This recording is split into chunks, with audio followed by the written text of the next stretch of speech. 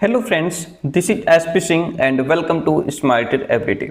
तो प्यारे दोस्तों, आपको पता है कि सीटेट दिसंबर 2025 को टारगेट करते हुए हमारी सीटेट क्लासेस कंटिन्यू हैं, जिसमें हम लोग जो प्रीवियस ईयर क्वेश्चन पेपर्स हैं सीटेट के उनको हल कर रहे हैं। और आज ये हमारी क्लास नंबर 17 रहेगी। इससे पहले की क्लासेस अगर आपने नहीं देखी हैं तो जरूर देखिएगा, ठीक है। और सीटेट में सीडीपी पोर्शन हम लोग हल कर रहे हैं। और आज का ये जो क्वेश्चन पेपर हमारे सामने, ये जो क्वेश्चंस हैं, ये जो 13 जनवरी 2023 को आपकी परीक्षा हुई थी, 13 जनवरी 2023 में पेपर फर्स्ट जो आपका हुआ था, ये उस पेपर के क्वेश्चंस हैं, ठीक है। हम लोग सभी पीवाईक्यूज के सीडीपी पोर्शन जो है वह हल कर रहे हैं। तो यदि आप अभी इससे पहले की वीडियोस अगर आपने नहीं देखी तो देखिएगा, क्योंकि ये जो हम पढ़ा रहे हैं यही पढ़ेंगे आप तभी पास हो पाएंगे, तभी सीटेट क्लियर हो पाएगा, 30/30 मार्क्स आप गेन कर पाएंगे।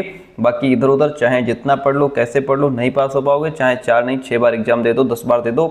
क्योंकि हम यहाँ पे क्या करते हैं, हमारे क्लासेस की क्या विशेषता है? विशेषता ये है कि हम पहली बात तो हर एक ऑप्शन को क्लियर करते हैं कि आखिर ये ऑप्शन है तो क्यों है। अगर अंतर्विषयात्मक है तो अंतर्विषयात्मक का मतलब क्या है, एकिक है तो एकिक का मतलब क्या है।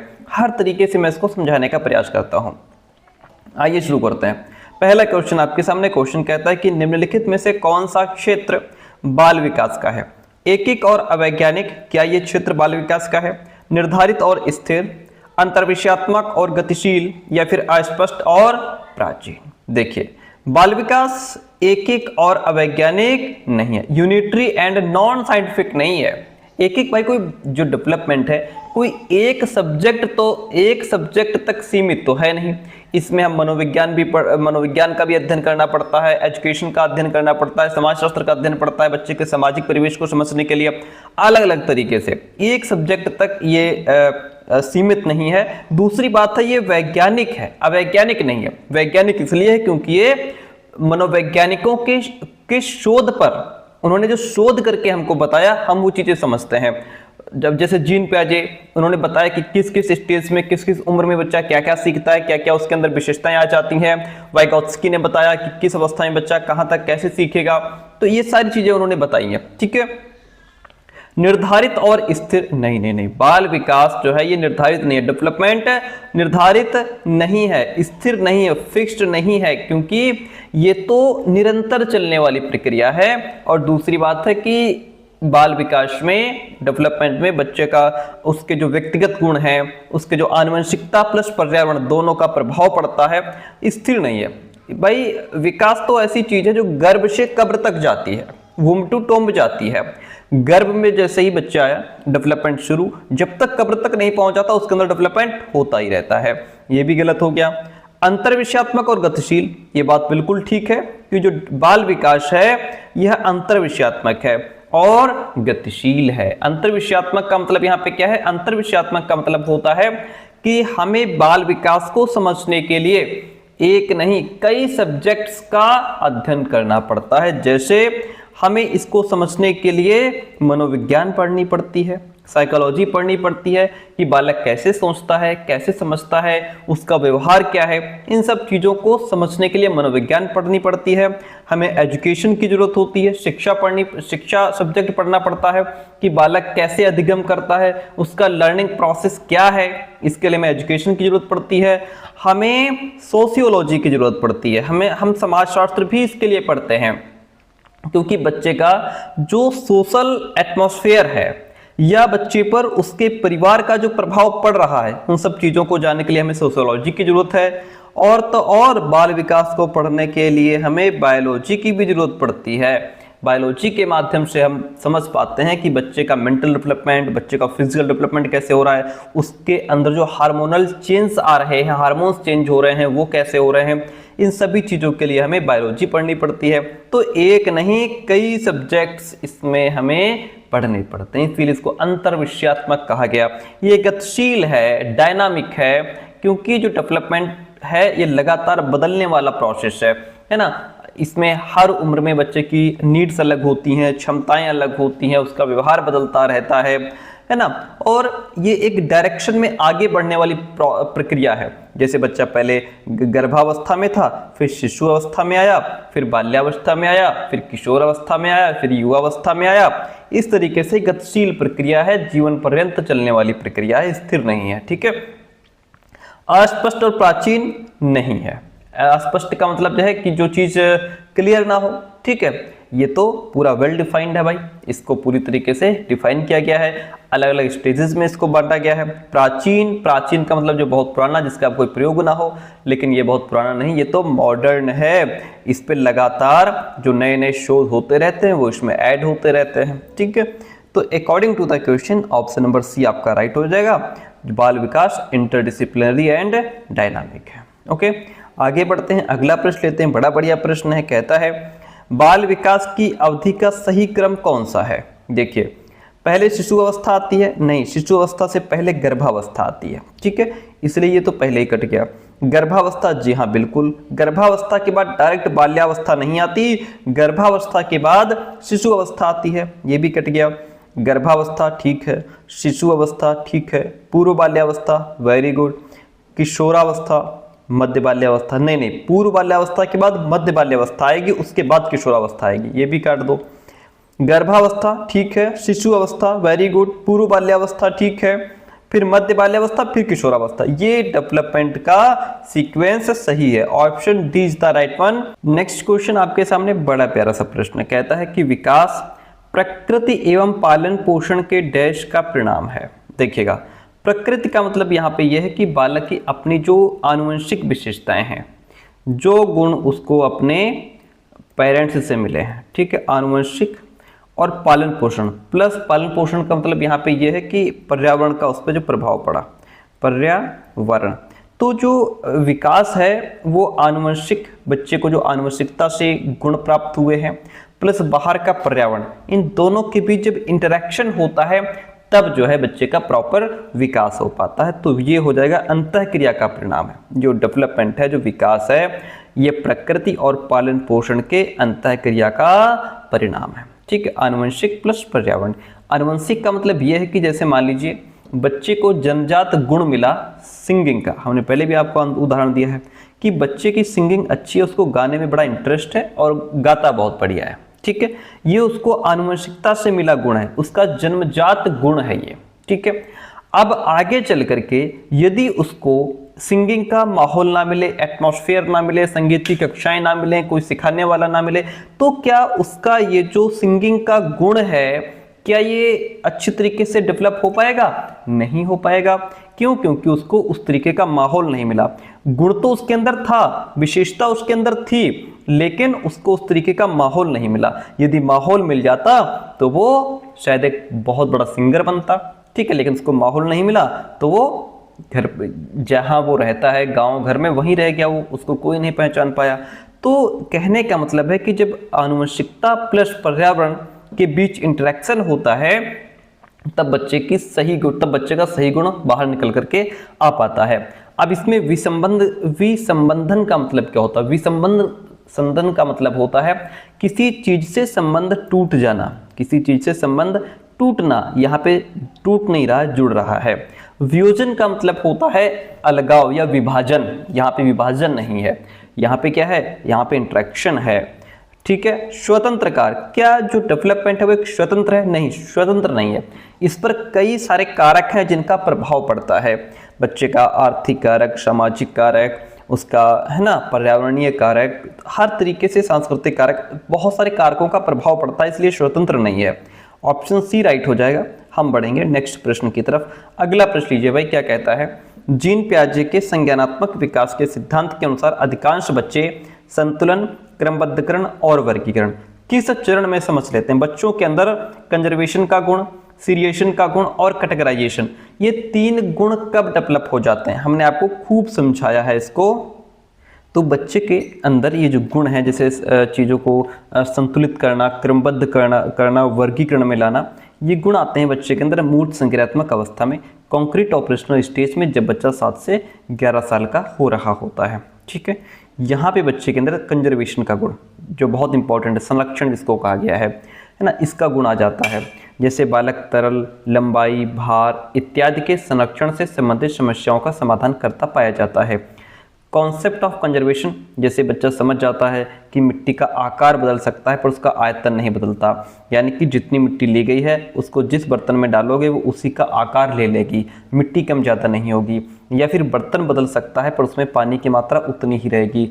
ठीक है, जैसे पहले बच्चा क्या कह रहा था, इससे पहले वाली अवस्था में बच्चा कहेगा कि जो पतला गिलास है, लंबा है, उसमें पानी ज़्यादा है, भले ही ये जो चौड़ा गिलास है ये पानी दोनों में बराबर है, लेकिन बच्चा कहेगा इसमें पानी ज़्यादा है, क्योंकि यहाँ पे सिर्फ वो एक पहलू पर फोकस कर रहा था, ऊंचाई पर, चौड़ाई को वो इग्नोर कर रहा था। यहाँ पे बच्चा समझ जाता है, ठीक है, कि पानी उतना ही है, बस ये है कि इसमें लंबाई का फर्क है, इसमें चौड़ाई का फर्क है। अब वो लंबाई चौड़ाई दोनों एस्पेक्ट को देखेगा तो समझ जाता है। ये है कंजर्वेशन का गुण। ओके, यहाँ पे बच्चे के अंदर रिलेशनशिप आ जाती है, समस्याओं नहीं, संख्याओं को वो समझने लगता है कि 4 × 2 = 8 है तो 2 चक्कू 8 हो जाएगा। यहाँ पे बच्चे के अंदर क्लासिफिकेशन का गुण आ जाता है, वो चीज़ों को उसके गुण के हिसाब से वर्ग में, उपवर्ग में बांट पाने की क्षमता, उसके अंदर सीरिएशन का गुण भी आ जाता है, चीज़ों को क्रम में लगाने लग जाता है। अकॉर्डिंग टू द क्वेश्चन, मूर्त संक्रियात्मक अवस्था जो कि हमारी 7 से 11 साल की अवस्था है, ये ठीक है, इसके अंदर बच्चे के इस अवस्था में बच्चे के अंदर संतुलन, क्रमबद्धकरण, वर्गीकरण आ जाता है। संवेदी कामक अवस्था का मतलब होता है कि 0 से 2 साल की अवस्था है, यहाँ बच्चा अपने सेंस ऑर्गन के माध्यम से चीज़ों को जान पहचान रहा होता है। यहाँ पे बच्चे के अंदर जीववाद का गुण आएगा। 2 से 7 साल में बच्चा जो निर्जीव वस्तुएं हैं उनको भी सजीव समझेगा। ठीक है, ये औपचारिक संक्रियात्मक 11 से 15 वर्ष की अवस्था है। यहाँ बच्चा वैज्ञानिकों की तरह तार्किक सोच रखते हैं। ठीक है, according to the question option number हमारा सी राइट हो जाएगा। हम बढ़ेंगे नेक्स्ट प्रश्न की तरफ। अगला प्रश्न कहता है कि रीमा ने अभी हाल ही में तार्किक रूप से और बेहतर संयोजित रूप से अपनी प्रतिक्रिया की तार्किकता को स्पष्ट करते हुए प्रश्नों के उत्तर देने आरंभ किए हैं। ठीक है, जीन पियाजे के संज्ञानात्मक विकास के अनुसार उसने किस चरण में प्रवेश कर लिया है? अब देखिए, बच्चे के अंदर तर्क कब आने लगता है? बच्चे के अंदर तार्किक सोच डेवलप होने लगती है। कब होने लगती है? जब मूर्त संक्रियात्मक अवस्था 7 से 11 वर्ष में आता है, तब उसके अंदर तर्क आने लगता है।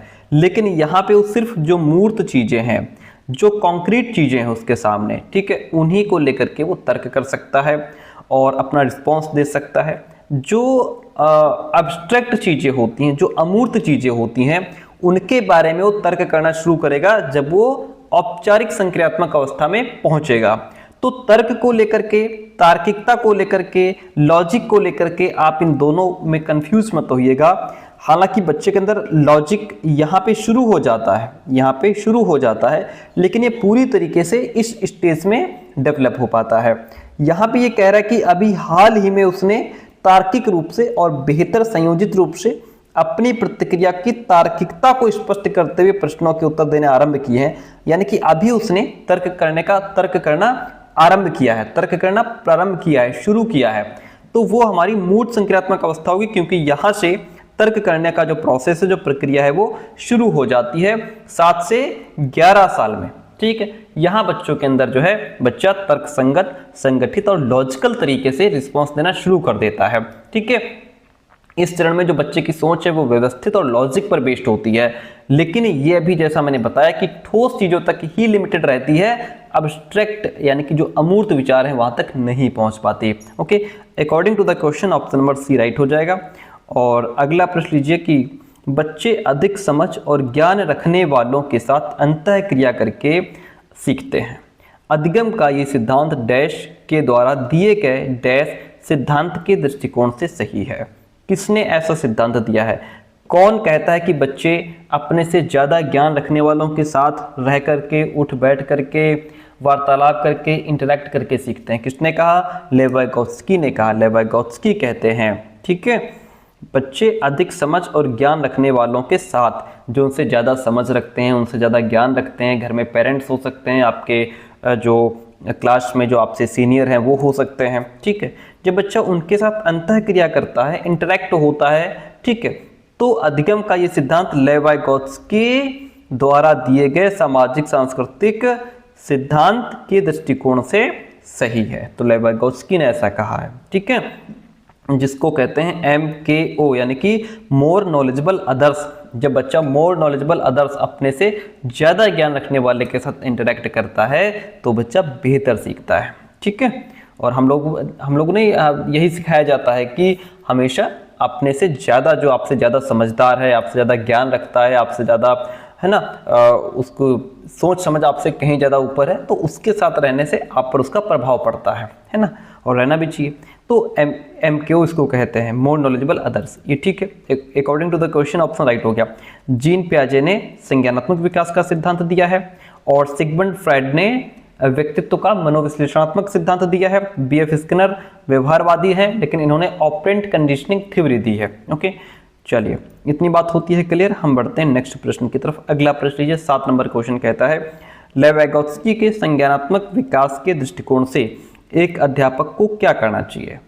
देखिए, विद्यार्थियों को अंतःक्रिया करने के कम से कम अवसर देना चाहिए। नहीं, इसी को लेकर के तो वाइगोत्स्की ने बात कही है कि विद्यार्थियों को ज़्यादा से ज़्यादा लोगों के साथ, समाज के साथ इंटरेक्ट होने दो, उनके साथ अंतःक्रिया करने दो, कम करने की बात नहीं करेंगे।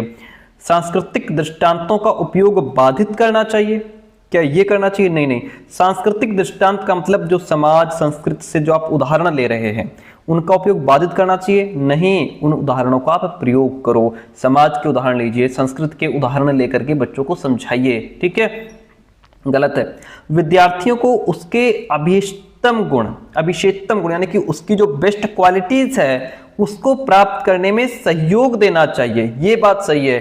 एक अध्यापक को क्या करना चाहिए? अध्यापक को बच्चों के अंदर जो बेस्ट क्वालिटीज हैं, जो आपको लग रहा है कि ये बच्चे का सर्वश्रेष्ठ गुण है, उसको आप बाहर लाने का प्रयास करें, उसको इंप्रूव करने का प्रयास करें कि कैसे बच्चा अगर साइंस में अच्छा तो ये कैसे और बेहतर हो सकता है, मैथ्स में अच्छा है, रीजनिंग में अच्छा है तो ये और कैसे बेहतर हो सकता है, वो तरीके आप अपनाइए। ठीक है, ये तो पॉइंट सही है।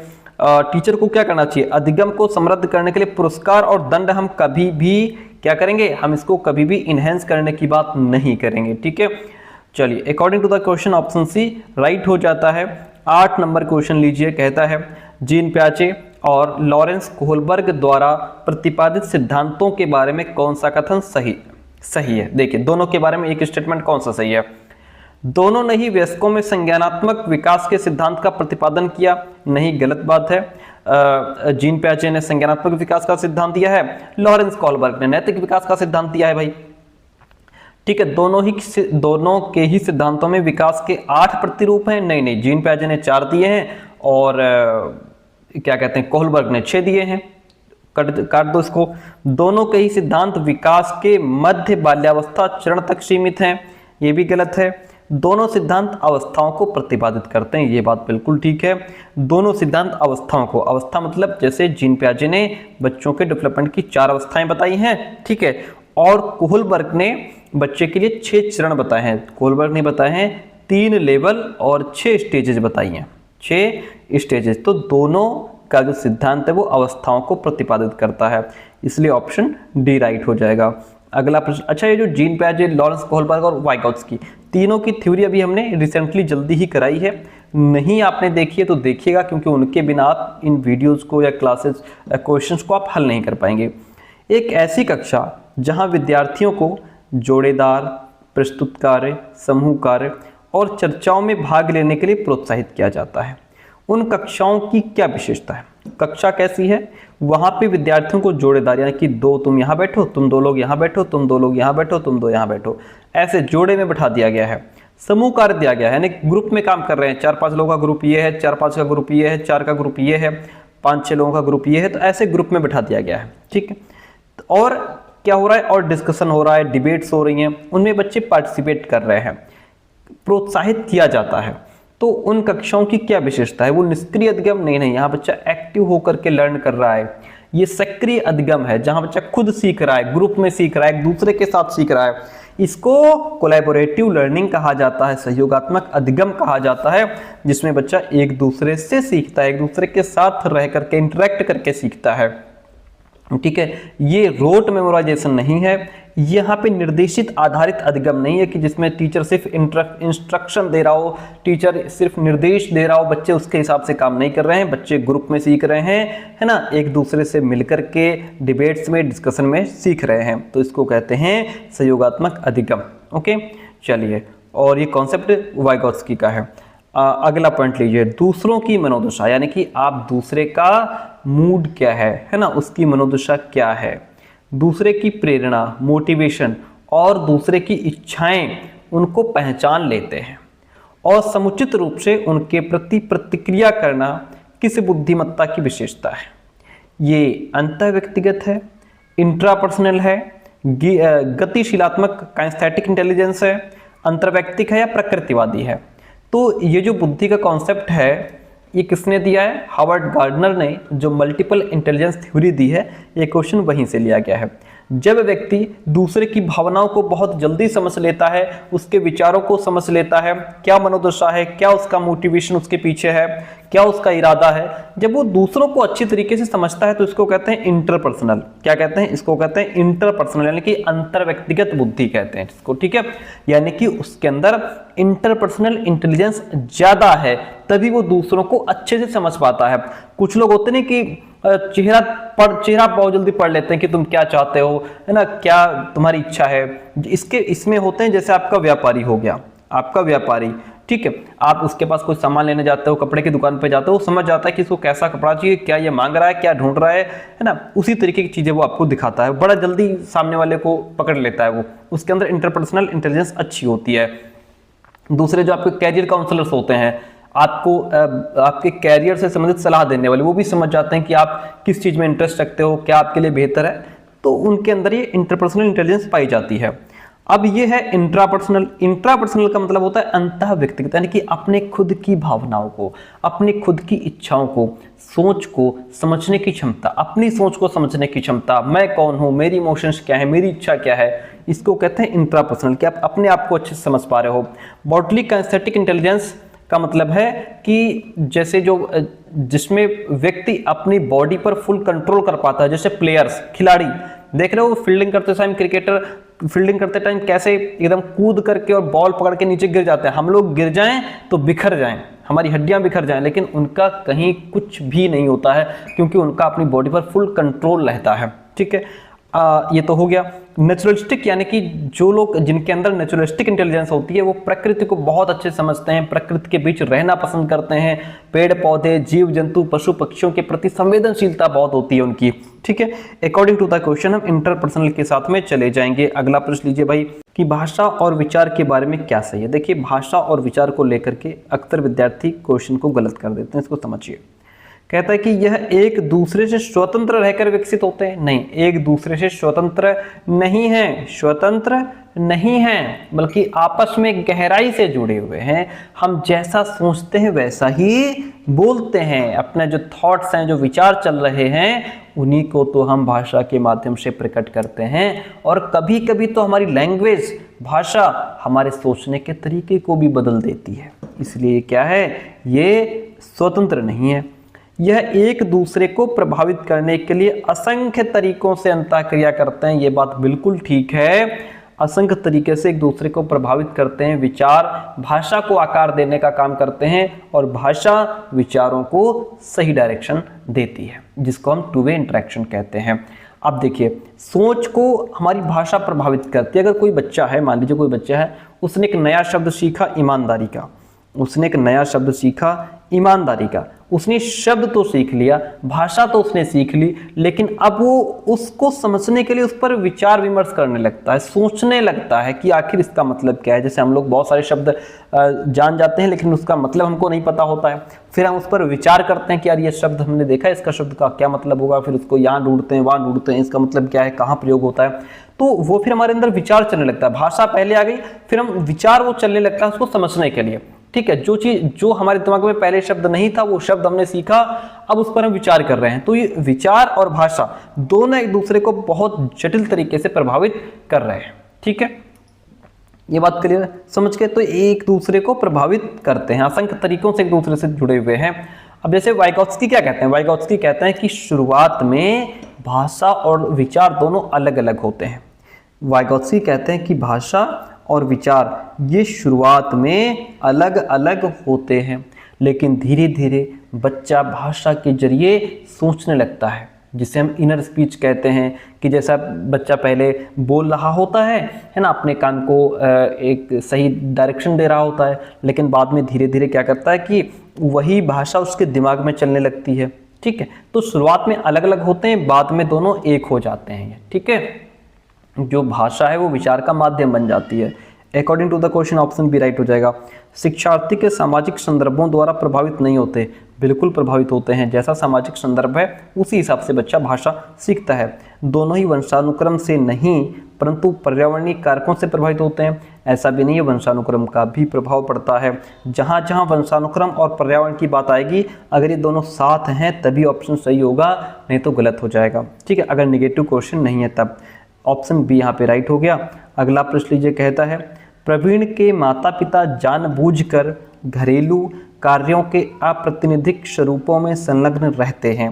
अप्रातिनिधिक स्वरूप में संलग्न रहते हैं, जैसे पिता भोजन बनाने का काम करते हैं और माताजी घर के खराब हो गए इलेक्ट्रॉनिक उपकरण की मरम्मत करें। जैसे घर में कोई चीज़ खराब हो गई, कूलर खराब हो गया आजकल, है ना, तो कूलर बना रही हैं पिताजी, उधर खाना बना रहे हैं। घर में मोटर बिगड़ गई है तो मोटर खोल के सही कर रही हैं माताजी, है ना, या कुछ और ख़राब हो गया है उसकी मरम्मत कर रही हैं। ठीक है, छोटे मोटे काम तो हम लोग खुद ही कर लेते हैं, तो वही काम है। ओके, इस प्रकार के परिप्रेक्ष्य में प्रवीण की क्या प्रवृत्ति होगी? जो प्रवीण है इसके पेरेंट्स ये काम कर रहे हैं। माताजी घर के इलेक्ट्रॉनिक सामान जो खराब हो गया है, ठीक है, कूलर खराब हो गया, पंखा खराब हो गया, है ना, उनकी रोज़ यूज़ होने वाली मिक्सी खराब हो गई, उसको सही कर रही हैं। पिताजी जो है वो खाना बना रहे हैं, तो ये जो इलेक्ट्रॉनिक काम है माताजी कर रही हैं, खाना पकाना पिताजी कर रहे हैं। ये अपोजिट हो गया ना, दोनों एक दूसरे का जेंडर अपोजिट हो गया। अब ऐसा काम अगर हो रहा है तो प्रवीण इस पर क्या करेगा?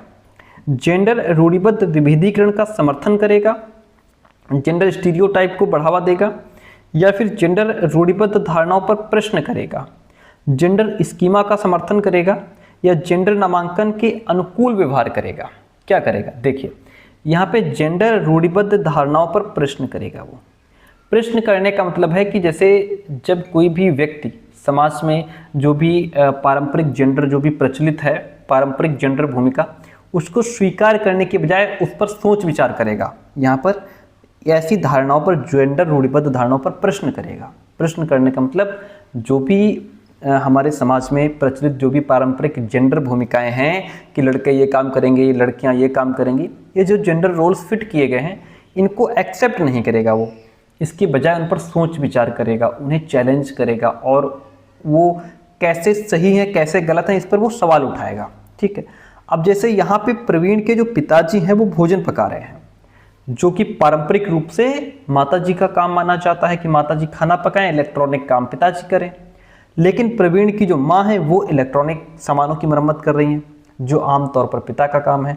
तो ये जो यहाँ पे दृश्य आप देख रहे हैं ये जेंडर स्टीरियोटाइप को तोड़ने का काम कर रहा है। क्या कर रहा है? जेंडर स्टीरियोटाइप को तोड़ने का काम कर रहा है। इसका मतलब ये है कि काम का जो विभाजन है, काम का बंटवारा है, ये लिंग के आधार पर नहीं किया गया है ना। कोई भी काम कोई भी कर सकता है ना, जरूरी नहीं है कि ये काम लड़कियों के हैं ये काम लड़कों के हैं। तो इसका मतलब वो यहाँ पे क्वेश्चन उठाएगा कि फिर ऐसा लोग क्यों करते हैं? अगर भाई जिसे कोई भी काम कोई भी कर सकता है, फिर लोग ऐसा क्यों करते हैं? काम क्यों बांट देते हैं कि घर में लड़के झाड़ू नहीं लगा सकते, लड़कियां ये काम नहीं कर सकती, लड़के वो काम नहीं कर सकते? ऐसा इन पर वो सवाल उठाएगा। ठीक है, option B is the right one in this question. आगे बढ़ते हैं, अगला प्रश्न लीजिए। कक्षा में विद्यार्थियों की विविधता को किस रूप में लेना चाहिए? भाई आपकी क्लास में जो विद्यार्थी हैं वो उनकी सोच समझ अलग है, भाषा अलग है, संस्कृति अलग अलग हो सकती है, अलग अलग सामाजिक सांस्कृतिक पृष्ठभूमि से आए हैं, सीखने की गति भी तो अलग अलग हो सकती है। ये आपकी क्लास के बच्चे की विशेषताएं हैं। अब आप क्या करेंगे? इस विविधता, एक डाइवर्सिटी को आप क्या करेंगे? अधिगम के लिए एक सकारात्मक गुण के रूप में लेना चाहिए, बात तो ठीक है। अधिगम के लिए बाधा, ये जो डाइवर्सिटी हम इसको कभी भी एज अ बैरियर नहीं लेंगे कि ये बाधा है ना। अध्यापक द्वारा इसकी इग्नोर हम कभी नहीं करेंगे।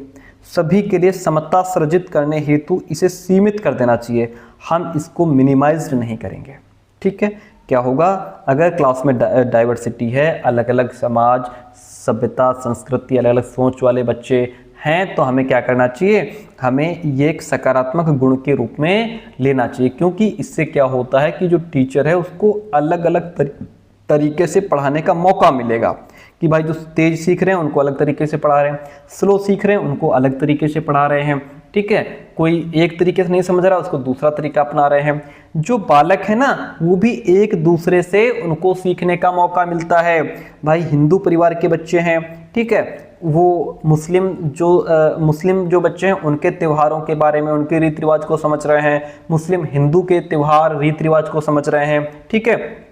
एक दूसरे की कोई साथ में पंजाबी बच्चा बैठा है, हिंदू बच्चा बैठा है, तो पंजाबी हिंदू की लैंग्वेज समझ रहा है, हिंदू पंजाबी की लैंग्वेज समझ रहा है, वो उनके त्यौहार को समझ रहा है, उनकी सभ्यता संस्कृति को समझ रहा है। तो ये अच्छी चीज़ है कि बच्चे एक दूसरे से भी सीखने का मौका मिल रहा है। इससे क्या होता है, समावेशी शिक्षा को बढ़ावा मिलता है। नहीं, हर बच्चा चाहे वो किसी भी पृष्ठभूमि से हो, शिक्षा में वो शामिल हो सकता है। एक अच्छा टीचर जो है वो स्टूडेंट्स की ये जो डाइवर्सिटी है इसको समझता है, उसको अपनाता है, गले लगाता है और फिर उसका लाभ उठाता है ताकि सभी बच्चे अपने स्तर पर बेस्ट तरीके से सीख पाएं। Option A is the right one in this question. अगला प्रश्न लीजिए, राष्ट्रीय शिक्षा नीति 2020 के अनुसार प्रारंभिक स्तर पर आकलन का क्या स्वरूप होना चाहिए? बच्चे के अंदर आकलन कैसा होना चाहिए? बच्चे के अंदर आकलन फॉर्मेटिव होना चाहिए, रचनात्मक आकलन होना चाहिए, ठीक है। और दूसरी बात है कि नियमित होना चाहिए, कंटिन्यू बच्चे का क्या होना चाहिए, कंटिन्यू बच्चे का आकलन होते रहना चाहिए कि बच्चा कैसे सीख रहा है। और सूचनाओं के मात्र ग्रहणशीलता पर केंद्रित, मात्र लगा दिया इन्होंने, focused on मियर retention of information. ये बात गलत है कि सिर्फ इंफॉर्मेशन तक ही हम केंद्रित रहें, ये बात गलत है। और शिक्षण अधिगम की उपयुक्तता के अनुरूप होना चाहिए कि जैसी भी शिक्षण अधिगम, जो भी टीचिंग लर्निंग प्रोसेस चल रहा है उस पर बेस्ड होना चाहिए आकलन हमारा, इसलिए ए बी डी राइट हो जाता है, ठीक है।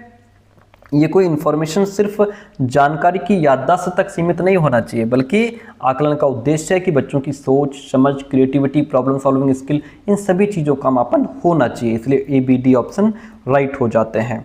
चलिए, शिक्षार्थियों में समालोचनात्मक चिंतन को बढ़ाने के लिए क्या इंपॉर्टेंट है? बच्चों के अंदर आप क्रिटिकल थिंकिंग कैसे बढ़ाएंगे? क्रिटिकल थिंकिंग का मतलब क्या होता है? बच्चा गहराई से सोचे, है ना, कोई भी थॉट है उस पर एनालिसिस करे और अलग अलग पॉइंट ऑफ व्यू से चीज़ों को देखे और फिर सही फैक्ट बेस्ड वो उसका कंक्लूजन निकाल पाए। इसके लिए क्या करना चाहिए? अध्यापक को विद्यार्थियों से बहुत ही आसान प्रश्न पूछने चाहिए। देखिए, बहुत ही आसान क्वेश्चन पूछेंगे तब भी बच्चा बोर हो जाएगा, उसको कोई इंटरेस्ट नहीं आएगा उसमें, ठीक है। अध्यापक को पाठ्यक्रम पूरा करने के लिए गैर लचीली समय रेखा, गैर लचीली मतलब रिजिड, रिजिड नहीं, हम फ्लेक्सिबल यूज करेंगे। रिजिड नेगेटिव वर्ड है, फ्लेक्सिबल पॉजिटिव वर्ड है। रिजिड की जगह फ्लेक्सिबल लिखा हो तब आंसर सही होगा। विद्यार्थियों को ज्ञान सर्जन के प्रचुर अवसर मिलने चाहिए। बात तो बहुत अच्छी लिखी है कि अपने ज्ञान को डिस्कवर, नॉलेज यानी कि ज्ञान को डिस्कवर करने के लिए अपॉर्चुनिटी मिलते रहनी चाहिए। बात बहुत अच्छी है। विद्यार्थियों को एक समान योग्यता वाले समूहों में वर्गीकृत करना चाहिए। इससे बच्चों के अंदर अलगाव, भेदभाव, ये सारी चीजें आएंगी, हीनता की भावना आएगी। क्यों? जब हम कह देंगे एक समान योग्यता, ये एक समान योग्यता मतलब तुम सारे कमजोर हो, है ना, तुम इस ग्रुप में बैठो, ये सब मीडियम बच्चे हैं, औसत वाले, ये प्रतिभाशाली बच्चे बैठे हैं, ठीक है। ऐसे हम उनको योग्यता के हिसाब से बांट देंगे, ये गलत है।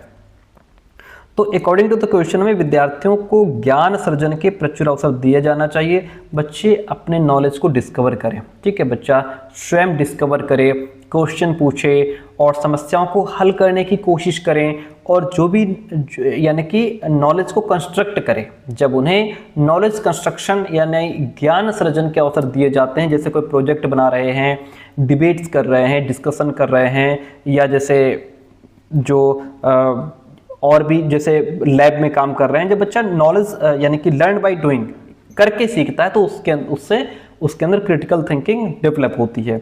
ऑप्शन सी राइट हो जाता है। क्वेश्चन कहता है कि समावेशन को समृद्ध करने के लिए अध्यापक को क्या करना चाहिए? समावेशन मतलब समावेशी शिक्षा, ठीक है। इसको समृद्ध करने के लिए अध्यापक को क्या करना चाहिए? प्रतियोगिताओं को प्रोत्साहित करना चाहिए? नहीं, हम कंपटीशन को इनकरेज नहीं करेंगे।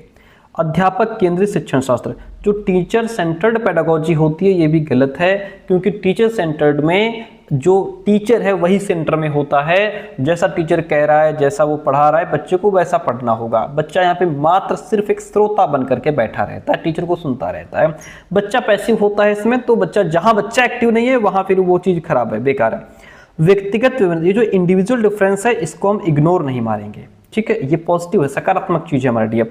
अधिगम के सार्वभौमिक अभिकल्प को क्रियान्वित करना चाहिए, ये बात बहुत अच्छी है। अच्छा, जैसे यहाँ पे लिखा है समावेशन को समृद्ध करने के लिए। समावेशन को समृद्ध का मतलब आप समझ ही गए होंगे, हमने आपको बताया था। समावेशी शिक्षा का मतलब क्या है? समावेशी शिक्षा का मतलब है सबका साथ सबका विकास। ये लाइन हमारी तरफ से याद रख लेना समावेशी शिक्षा के संदर्भ में। सबका साथ सबका विकास, यानी कि समावेशी शिक्षा कहती है सबका साथ। हर प्रकार के विद्यार्थी, चाहे उनकी क्षमता जो भी हो, उनकी भाषा, सामाजिक आर्थिक कंडीशन जैसी भी हो, सीखने की शैली कैसी भी हो, वो सभी एक साथ मिलकर के एक्टिव होकर के सीख सकें, सबका डेवलपमेंट, सबका विकास हो सके, ठीक है। अब यहाँ पे इसको ध्यान में रखते हुए हमें अधिगम के सार्वभौमिक अभिकल्प को क्रियान्वित, यानी कि practice universal design for learning, इसका मतलब क्या है? यानी कि जो अधिगम का सार्वभौमिक विकल्प अभिकल्प, ये एक ऐसा फ्रेमवर्क होता है जो इस थॉट पर बेस्ड होता है कि हर विद्यार्थी अलग होता है, उसकी सीखने की शैली, रुचि, जरूरत, नीड्स उसकी अलग अलग होती हैं, उसके हिसाब से हमें अपना सिलेबस तैयार करना चाहिए। यानी कि टीचिंग ऐसी होनी चाहिए जो हर विद्यार्थी की विविधता को ध्यान में रख करके डिजाइन किया गया हो। सिलेबस ऐसा होना चाहिए जो बच्चे को अपना ज्ञान प्रकट करने के लिए, उसको सिखाने के लिए अलग अलग रूप में बच्चे के लिए उपलब्ध हो। जैसे कोई बच्चा चित्र के माध्यम से सीख रहा है, लिख करके सीख रहा है, बोल करके सीख रहा है, या अपने ज्ञान को प्रकट कर रहा है, सभी के लिए सही सामग्री उपलब्ध होनी चाहिए, ठीक है। जो जैसा बच्चा सीखने वाला है उसके लिए वैसी चीज़ें उपलब्ध होनी चाहिए। तो इसीलिए हमें इसको UDLB कहते हैं, यूनिवर्सल डिज़ाइन फॉर लर्निंग। हर बच्चे की क्षमता को ध्यान में रखते हुए सिलेबस डिजाइन किया जाए। ऑप्शन डी राइट हो गया। अगला प्रश्न लीजिए भाई, कहता है वंचित समूहों के विद्यार्थी, ऐसे समूह जो हो सकता है सामाजिक आर्थिक रूप से वंचित हो गए हों, समाज से वंचित हों, शिक्षा तक वो ना पहुंच पाए हों, ऐसे विद्यार्थी हैं, वंचित समूह से आए हैं। वंचित समूह के विद्यार्थियों के समावेशन को सफल बनाने के लिए ये महत्वपूर्ण है कि उनकी संस्कृति के पहलुओं को विभिन्न गतिविधियों के माध्यम से शामिल किया जाए। बिल्कुल बात सही है। जो बच्चे हैं बेचारे वो कैसे हैं? वंचित समूह से आए हैं।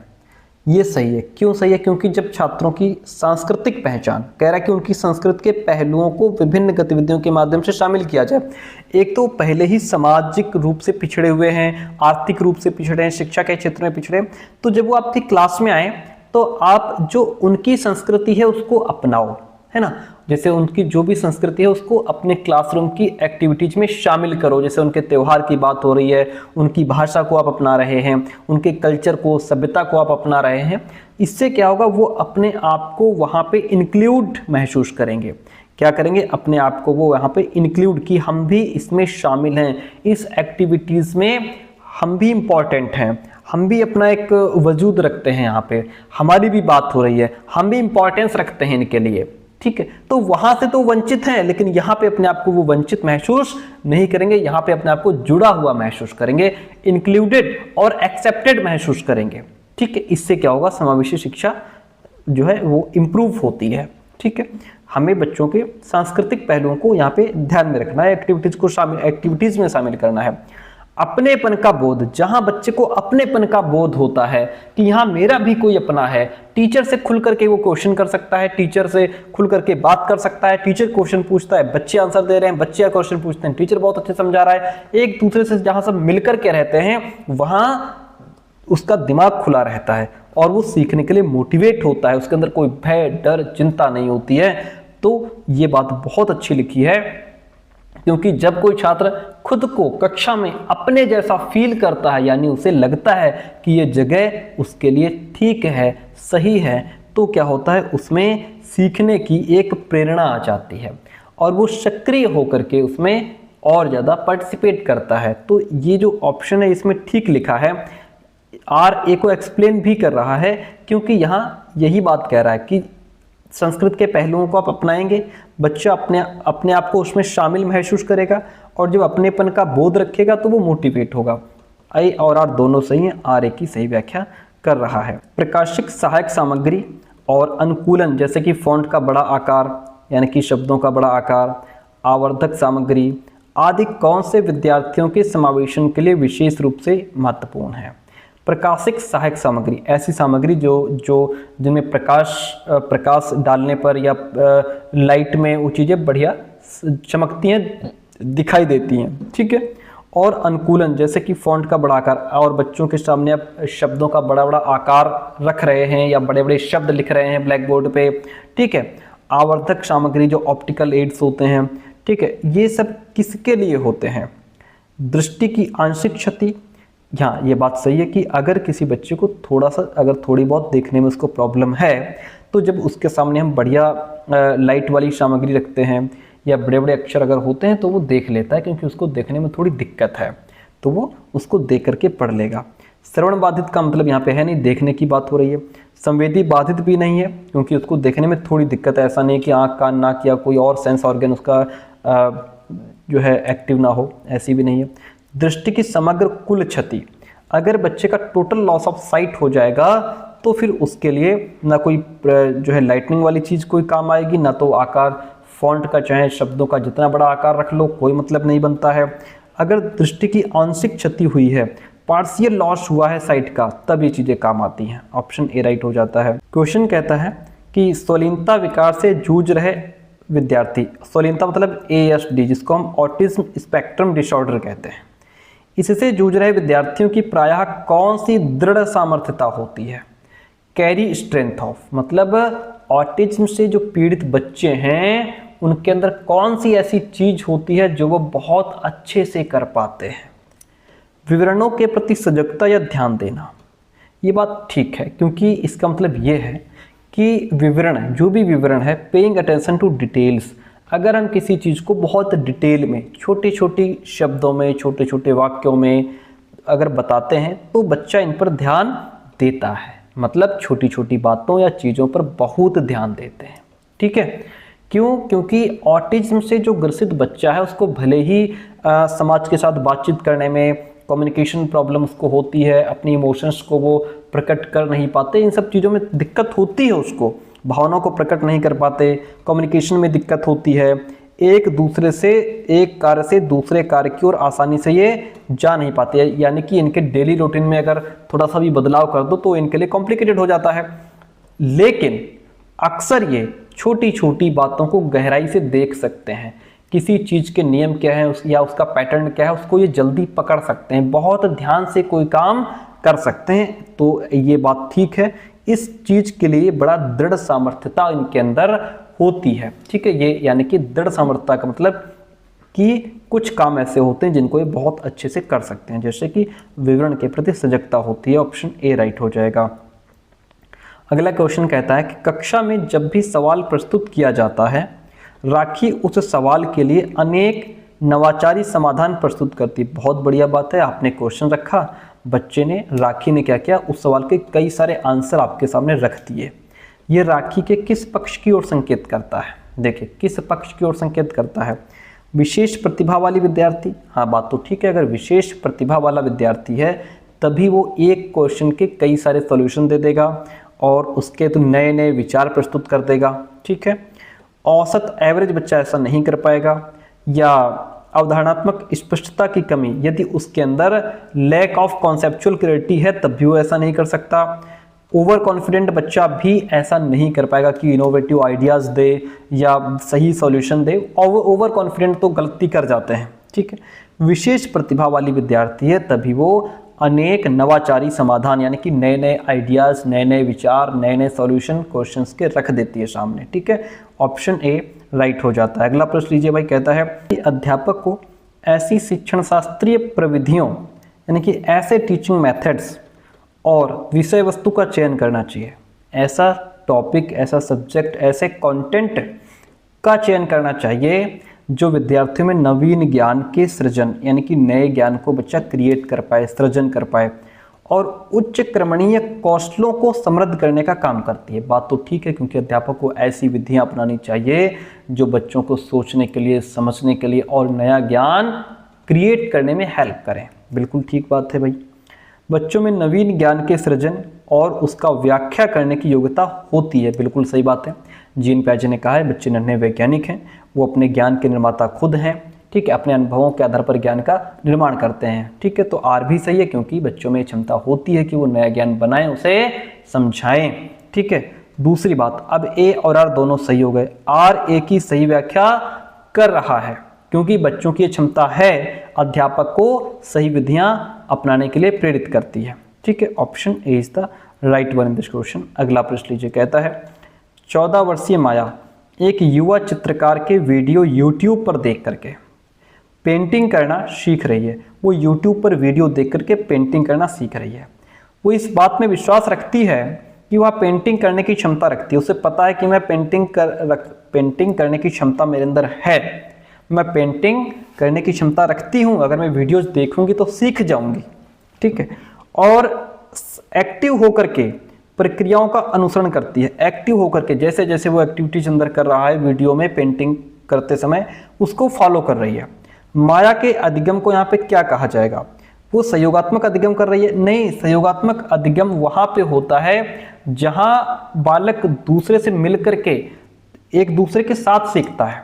जब बालक मिलकर के सीखते हैं उसको कोलैबोरेटिव लर्निंग कहा जाता है। वो यहाँ पे अकेले सीख रही है, यहाँ पे पैसिव नहीं है, सचेतता के साथ सीख रही है, एक्टिव होकर के सीख रही है भाई। ठीक है, पैसिव नहीं है, और पैसिव होकर के बच्चा वैसे भी नहीं सीखेगा। ये अवलोकनात्मक अधिगम है, वो बहुत ध्यान से उसको ऑब्जर्व करके सीख रही है। क्या करके सीख रही है? ऑब्जर्व करके। ऑब्जर्व मतलब ध्यान से देख करके, समझ करके सीख रही है, वीडियो देख करके सीख रही है। तो ये ऑप्शन सी राइट हो जाएगा। मेटाकॉग्निशन यहाँ पे नहीं है। मेटाकॉग्निशन का मतलब होता है कि अपने सोचने, समझने, सीखने की प्रक्रिया में जागरूक होना। ठीक है, यहाँ पे वो सिर्फ जागरूक नहीं है, यहाँ पे वो ऑब्जर्व करके सीख रही है। ठीक है, अवलोकन करके सीख रही है। ऑप्शन सी राइट हो गया। अगला प्रश्न, अधिगम अधिक प्रभावशाली रूप से होता है अगर, लर्निंग बेहतर तरीके से होता है अगर कक्षा का वातावरण भयमुक्त हो। जी हाँ, बिल्कुल। जहां क्लास में बच्चा फियरलेस है, भयमुक्त है, उसके अंदर कोई डर, भय, चिंता नहीं है, वहां खुल करके सीखेगा, क्वेश्चन भी पूछेगा, क्वेश्चन का आंसर भी देगा, है ना, तो कोई दिक्कत नहीं है, फियरलेस होना चाहिए। अध्यापक विद्यार्थियों के अधिगम संबंधित व्यक्तिगत अंतरों को अनदेखा नहीं करेंगे। इंडिविजुअल डिफरेंसेस को हम इग्नोर कभी नहीं मारेंगे। पढ़ाई गई विषय वस्तु बहुत जटिल, बहुत अगर कॉम्प्लेक्स कोई चीज़ दे दोगे, बच्चा पहले छोड़ के भाग जाएगा। इतना कठिन मेरे से तो ना हो पाएगा, नहीं करेगा वो, है ना। विद्यार्थियों के मतों को कॉन्सेप्ट की व्याख्या के दौरान ना अपनाया जाए। क्यों ना अपनाया जाए भाई?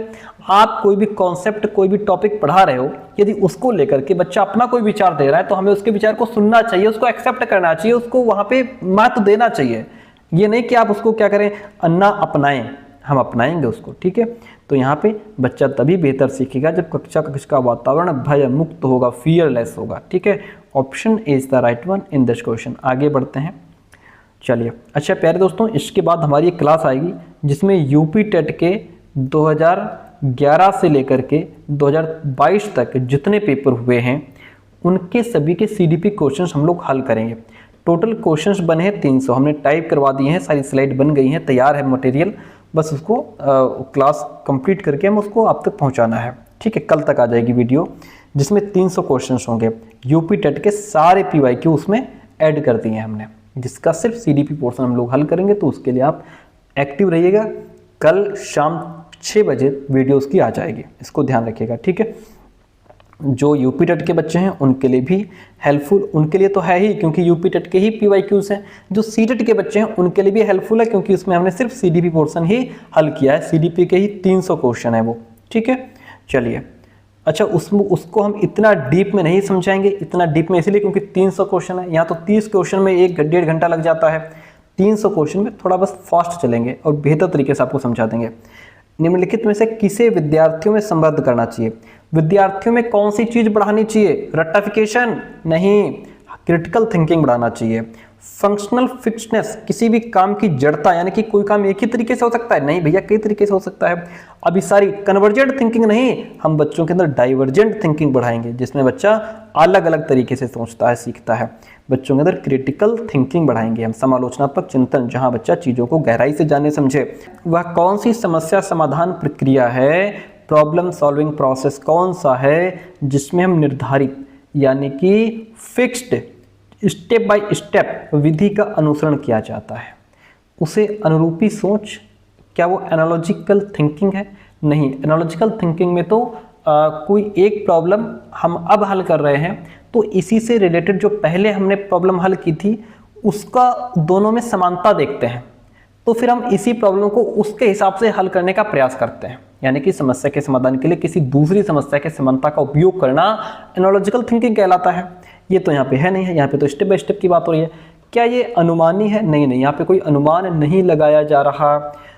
ट्रायल एंड एरर थ्योरी नहीं, इसमें क्या होता है कि हम बार बार कोशिश करते हैं, गलतियां करते हैं, फिर सीखते हैं, ऐसा भी नहीं है।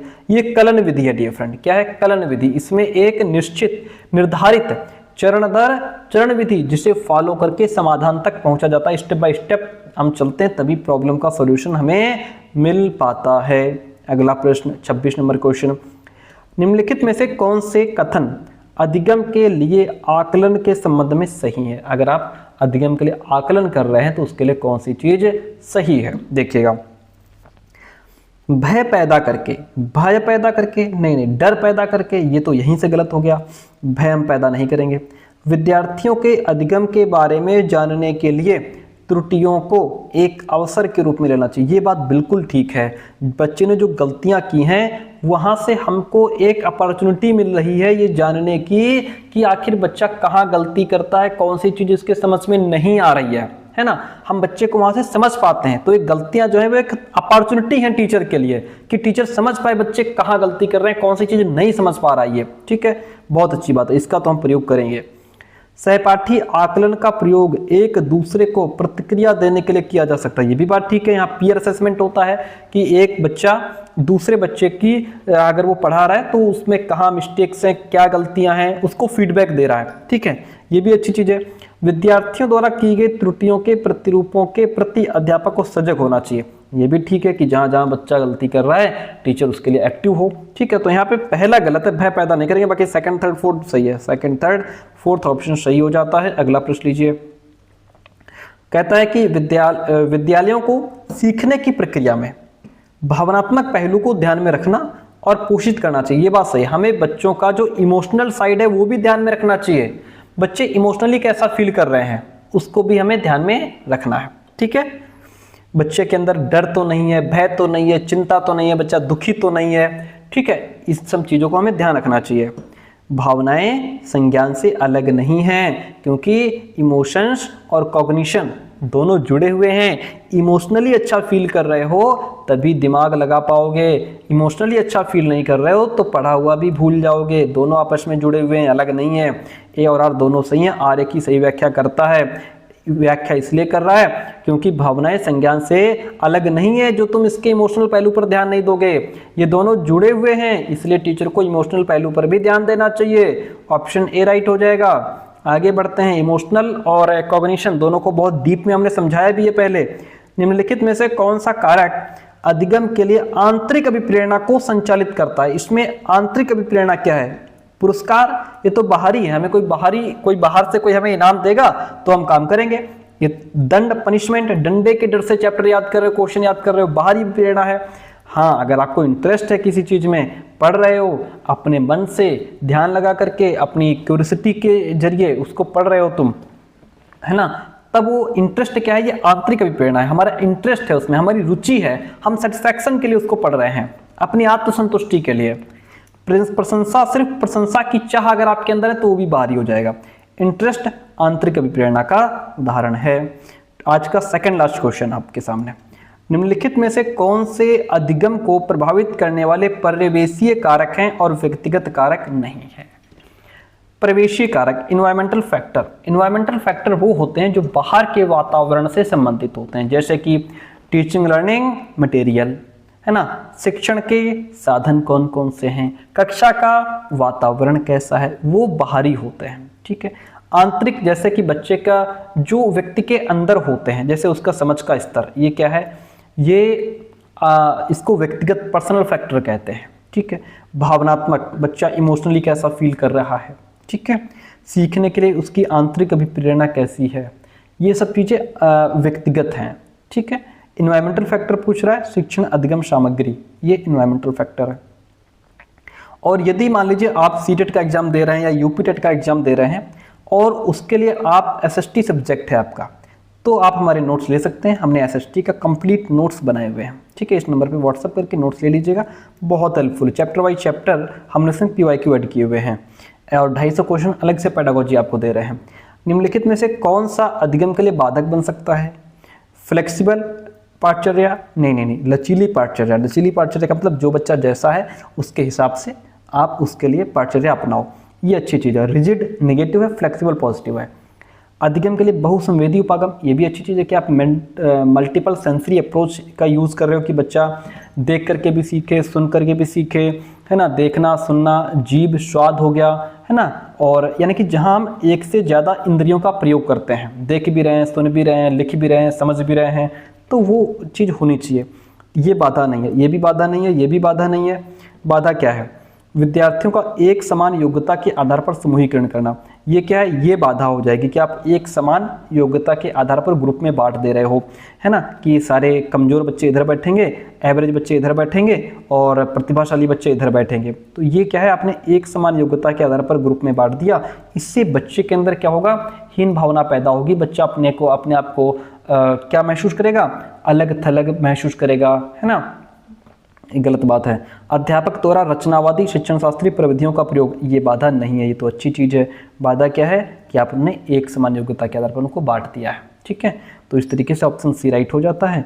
और कैसी भी क्लास कमेंट करके जरूर बताइएगा। थैंक यू सो मच, मिलते हैं बहुत जल्दी नेक्स्ट क्लास में, जो कि हमारी 300 क्वेश्चन की क्लास आ रही है यूपीटेट की। ठीक है, तैयार रहें उसके लिए। धन्यवाद।